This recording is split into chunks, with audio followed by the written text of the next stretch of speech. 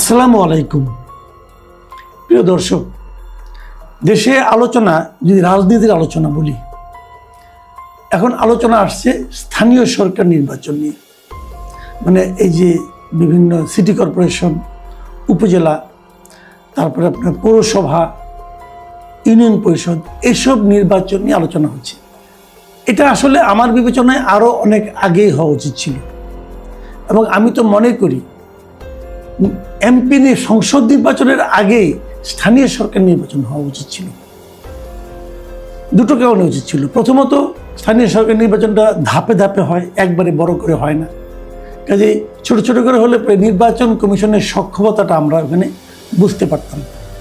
এই নির্বাচন কমিশনকে কিন্তু আমি খুব একটা সফল নির্বাচন কমিশন মনে করি না, কারণ ওনারা গণভোট নিয়ে যা করেছেন সেটাকে ন্যাক্কারজনক ঘটনা বলে আমার ধারণা।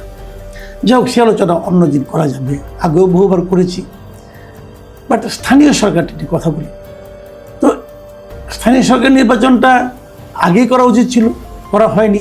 কারণ স্থানীয় সরকার নির্বাচনের সঙ্গে নাগরিকদের নানা ধরনের প্রয়োজনীয় কর্মকাণ্ড জড়িত থাকে। ধরেন একজন নাগরিক সত্ত্বের সার্টিফিকেট, নাগরিকত্ব সার্টিফিকেট, একটা চরিত্রের সার্টিফিকেট, একটা আপনার ওই সম্পত্তির যখন ভাগাভাগি হয় তখন সেটার একটা মানে আপনার ওয়ারিশান সার্টিফিকেট, এ ধরনের অনেকগুলো সার্টিফিকেট কিন্তু এই কাউন্সিলর এবং কমিশনাররা দিয়ে থাকেন।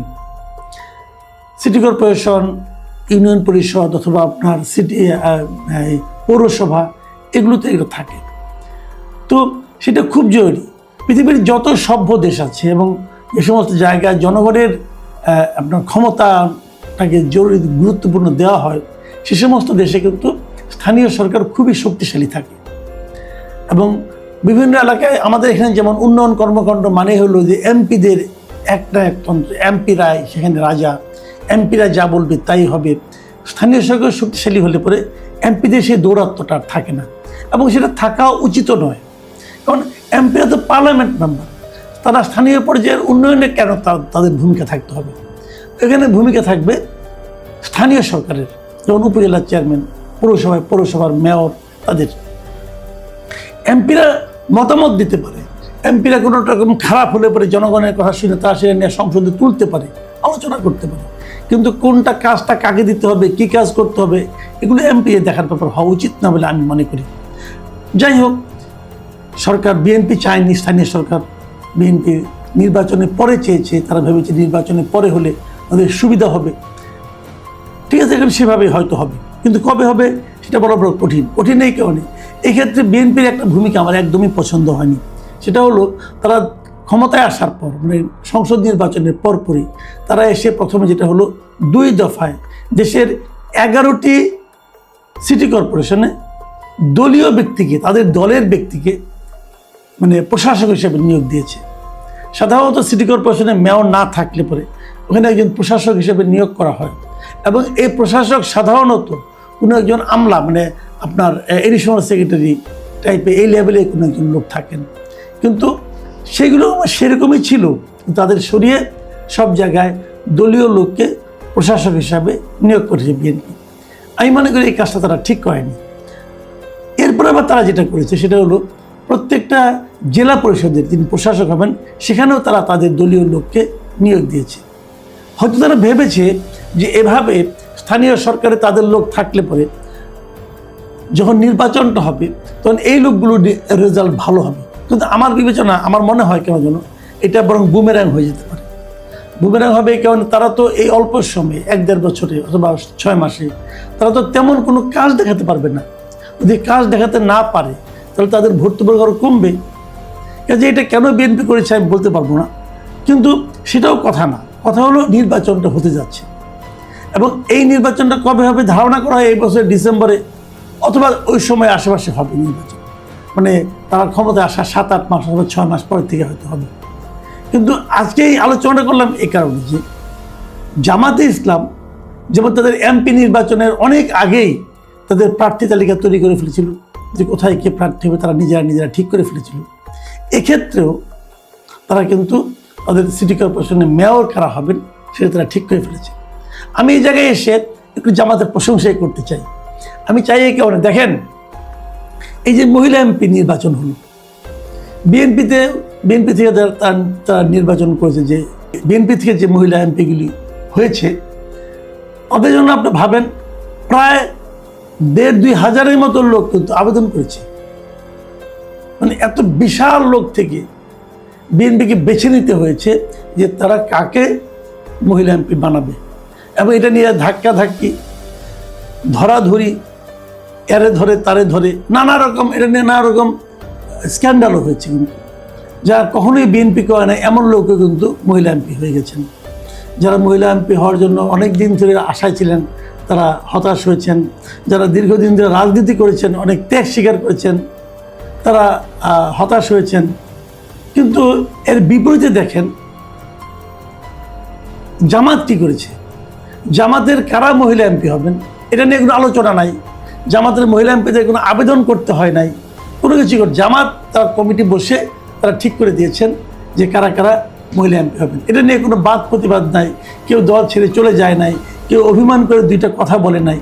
তো আমি একটা জিনিস বুঝি না, সেই জিনিসটা হলো বিএনপি তো যাদেরকে মহিলা এমপি হিসেবে ওনারা মনোনয়ন দিয়েছেন সেহেতু বিএনপি সেন্ট্রাল কমিটি বসেই অথবা নির্বাচন পরিচালনা কমিটি বসেই তো এইটা মনোনয়নটা দিয়েছেন।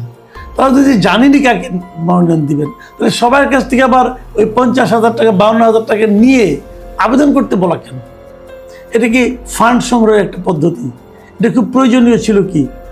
তো এই যে বিষয়গুলি না আমার বিবেচনায় এগুলি রাজনৈতিক দুর্বলতা হিসেবে মানুষের সামনে কিন্তু এসে যায়।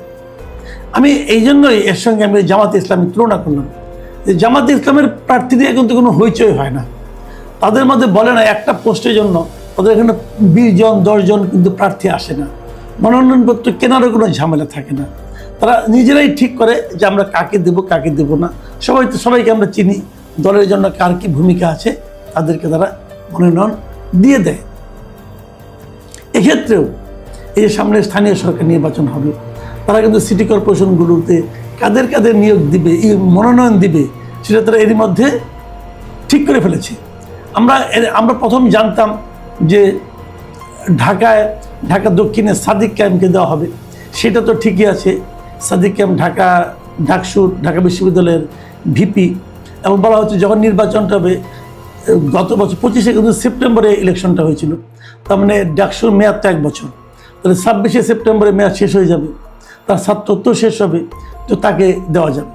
এবং এরকমভাবে চট্টগ্রামে, নারায়ণগঞ্জে, গাজীপুরে, হ্যাঁ, এগুলিতে তারা কিন্তু অলরেডি ওদের প্রার্থী ঠিক করে ফেলেছে। মজার ব্যাপার হলো এই প্রার্থীদের দিকে তাকালে একটা জিনিস কিন্তু স্পষ্ট হয়ে যাচ্ছে, সেটা হলো জামাত কিন্তু এই প্রার্থী নির্বাচনের ক্ষেত্রে তরুণদের উপর নির্ভর করেছে। একদম তরুণ যারা, যেমন সাদিক কায়েম এখনো মাত্র ছাত্রত্ব শেষ হবে, তাকে দিয়েছে। প্রত্যেকটা জায়গায় আমি ওদের কয়েকজনের ছবি দেখলাম, এবং ছবিগুলো দেখলে বোঝা যায় তাদের ম্যাক্সিমামেরই চুলই পাকে, চুল তাদের কিছুই পাকেনি। তো এটা তরুণদের উপরে যে নির্ভরতা, এটা কেন? এটা আমার কাছে দুটো কারণে মনে হয়। প্রথমত কারণ হলো যে তারা কিন্তু জাতীয় নির্বাচনে একটা তরুণদের একটা প্রতিনিধিত্ব রাখার জন্য তারা কিন্তু এনসিপির সঙ্গে একটা নির্বাচনী জোট করেছিল, এবং সেই জোট করে জামাতের খুব একটা লাভ হয়েছে বলে আমার কাছে মনে হয় না, বরং এনসিপির কিছু লাভ হয়েছে। তো তারা যদি নিজেরাই এখন তরুণদেরকে রাজনীতির দিকে উদ্দীপ্ত করতে পারে, দেখাতে পারে যে তারা তরুণ নেতৃত্বকে সামনে আনতে চায়, আমার ধারণা এটা তরুণ ভোটারদের মধ্যে একটা ইতিবাচক প্রভাব ফেলতে পারে বলে তারা হিসেব করছে। এই হিসাবটা ভালো কি মন্দ হয়তো ইলেকশনের পরে টের পাওয়া যাবে, কিন্তু আমি নির্দ্বিধায় বলতে পারি জামাত যদি তাদের তরুণ নেতৃত্বকে এই নির্বাচনে মনোনয়ন দেয়, মানে স্থানীয় সরকার নির্বাচনে, সেটা কিন্তু এনসিপির জন্য খুবই বেদনাদায়ক একটা ঘটনা হবে। কারণ আপনারা জানেন এর মধ্যে এনসিপির বিখ্যাত নেতা, খুবই আলোচিত নেতা আসিফ মাহমুদ সজীব ভুঁইয়া, তিনি ঢাকা দক্ষিণ থেকে নির্বাচন করবেন বলে ঘোষণা দিয়ে ফেলেছেন।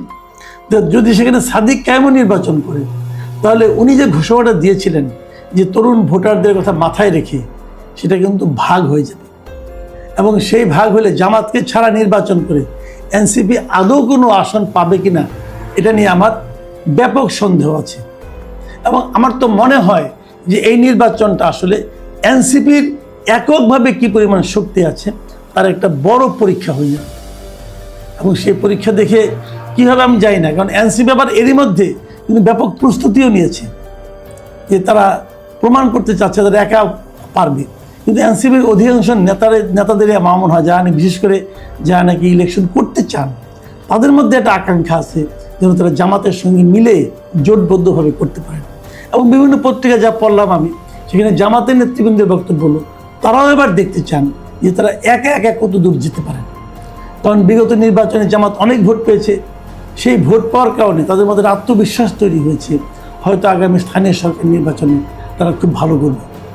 কিন্তু ভালো মন্দ যাই হোক, বিএনপির তো প্রচুর ভোট আছে, ভালো মন্দ যেটাই হোক, আমার কথা হলো আমরা চাই স্থানীয় সরকার নির্বাচনটা দ্রুত হয়ে যাক, এটা যেমন একটা চাওয়া।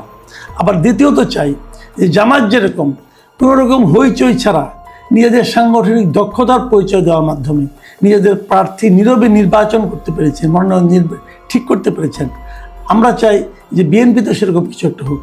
এই মনোনয়ন নিয়ে যদি এত মারামারি হয় তাহলে নির্বাচনটা কেমন হবে?